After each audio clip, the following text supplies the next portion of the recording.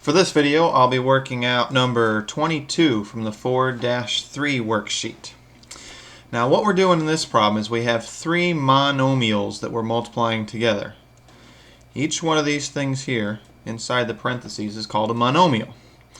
Now when we multiply the monomials together, there's a few steps we have to take.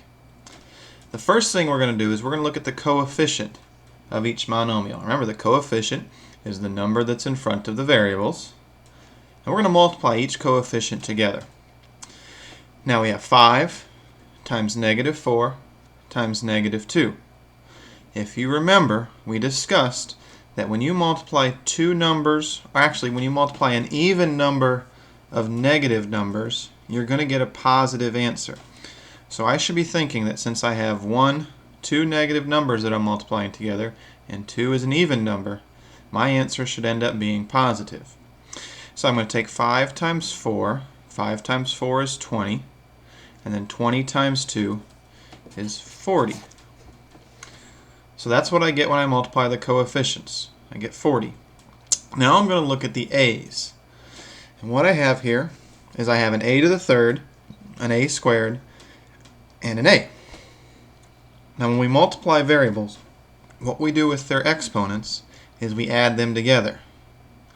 So we're going to have an a with an exponent of 3 plus 2 plus 1. Even though it doesn't show an exponent on that last a, you got to remember that there's an imaginary 1 above that.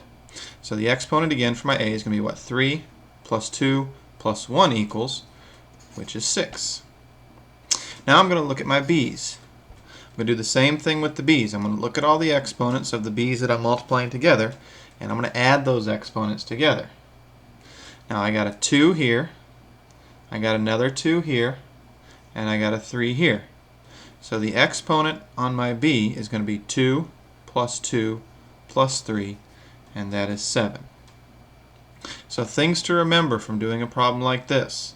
The first thing you want to do if you're multiplying a group of monomials together is you want to look at the coefficients.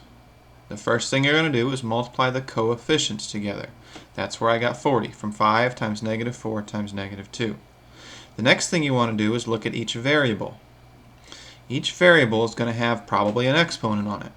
And the way you're going to decide what exponent it is to add the exponents of the terms that you're multiplying. So the a's were 3, 2, and an imaginary 1. 3 plus 2 plus 1 gave me 6. The b's were 2, 2, and 3. 2 plus 2 plus 3 is what gave me 7. So this group of three monomials multiplied together equals 40, a to the 6th power, b to the 7th power.